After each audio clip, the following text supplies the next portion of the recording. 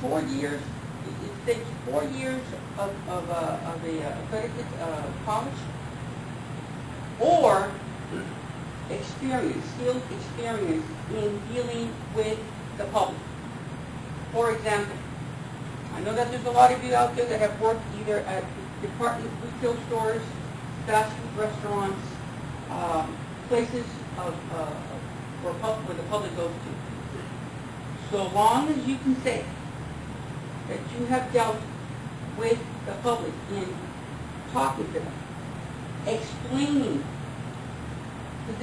explaining procedures to the people, okay, that will qualify you for the GS5 level. Because what we want is people that actually can interact with the traveling public, and that have interact with an array of people of different activities. Okay? So that's what we're looking for. People that actually are comfortable talking to the public. That's number one. Two, if you have a four-year college degree, a BA, and you can be in whatever, it can be in art, math, science, English, whatever it is, you qualify for the GS5 level. Okay? The GS5 level starts you off at approximately $29,000. That is aside, though, from the $35,000 in overtime that you can do.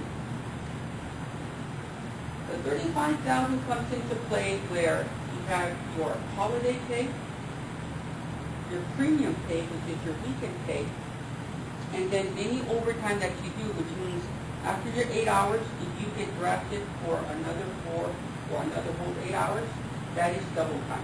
So you're making, let's say your hourly rate is 10 something an hour, now you're making 20. If it's 20 something an hour, now you're making 40. And that's where USC jobs will break in the money right there. In that overtime assignment, your holiday work pay and your Sunday pay. Okay? So you're actually looking at 29 plus a possible 35. You're looking at some 50-some thousand your first year. If you qualify for the GS7 level, you have to have, number one, as far as education, it has to be a master's from an accredited university or college, all right? Or if you have to have some type of specialized skill. For example, let me find this book that about specialized skill. It talks about work experience and that you must demonstrate the ability to either collect, develop, evaluate facts, evidence, and pertinent data in assessing compliance with violations of law. So that's number one. If you've had previous law enforcement experience, that will qualify you as well for the GS7 level. Specialized experience generally means in the performance of the duties of positions in the private sector as far as auditors, examiners, administrators, and investigators, as well as some technicians and assistants. These are positions, these are specialized skills that you need or that you will provide, let's say if you do have them, that will determine whether you qualify for the GS7 level. Okay?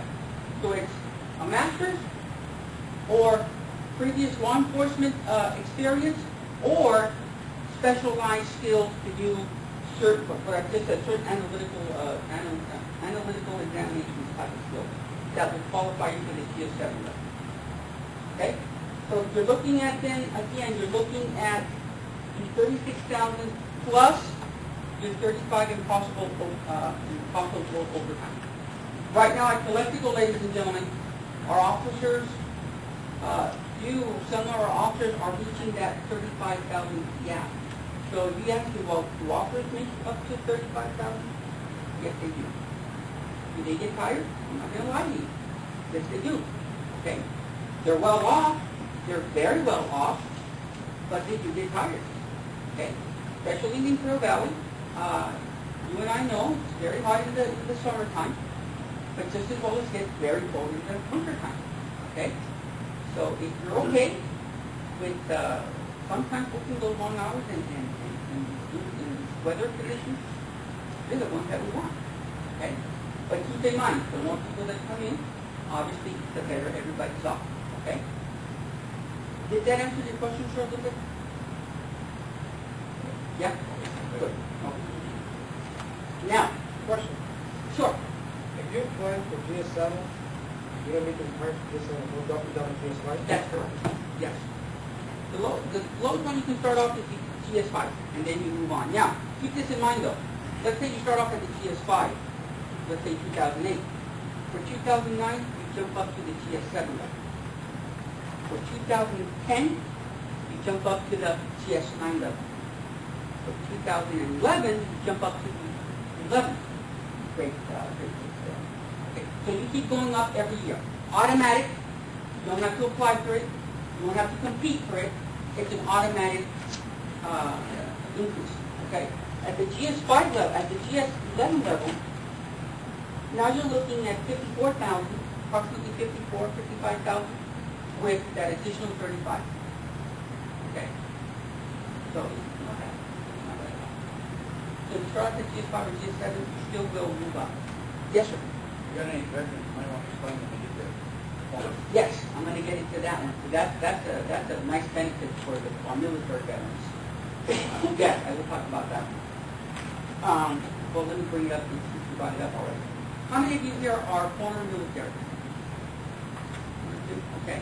For those that are former military, when you apply for the CBP officer position and you get selected, right, and you go through the medical, the physical, and everything, and you go to Glencoe, Georgia, to the academy,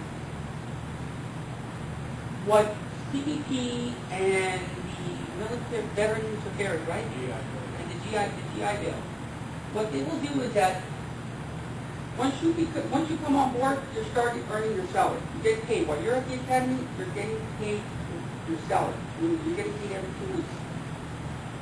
But for those that are military veterans, you also get an additional, what would you call it, stipend? Stipend, if you will? Yeah, the GI Bill. An additional, I think it's 7,000, 8,000? You didn't know it's from 7,000 to 9,000. You apply for it, but you didn't have to complete the job. You got to pass the academy. Right. And that's additional money aside from your salary that's just for you for going through that training academy. Okay. So that's a nice incentive. Yes, sir. The veterans, they still get those points after the test. Remember before they used to, once they got their test score, once they pass. Within 10 years, right? No, after they take the test and pass it, you have to have a 70. Then you get either 5 points or 10 points. Yes.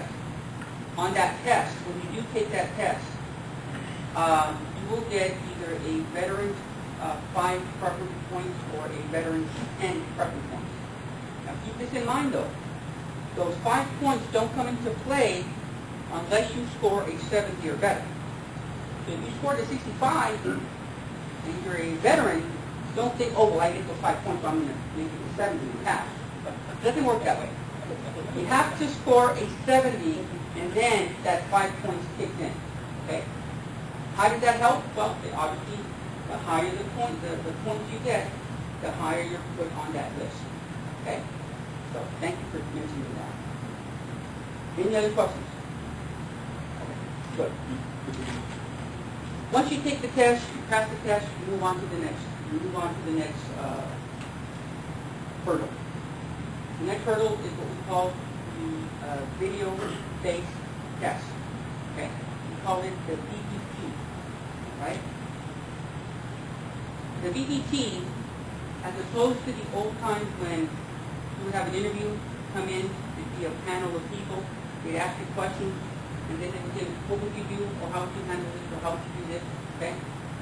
Now, you actually get to project what you say what you would do. What it is, ladies and gentlemen, is that you'll end up going to the collectible coordination, you're going to come in, and they're going to place you in a room. In that room, you won't be by yourself. Nobody else is going to watch you. It's going to be you. It's going to be you, and it's going to be a television screen in front of you. Okay? You're going to go ahead and strap a recorder on you with a little microphone, and then there's going to be a camera to the side that's going to be filming you. What you're going to see in that screen are scenarios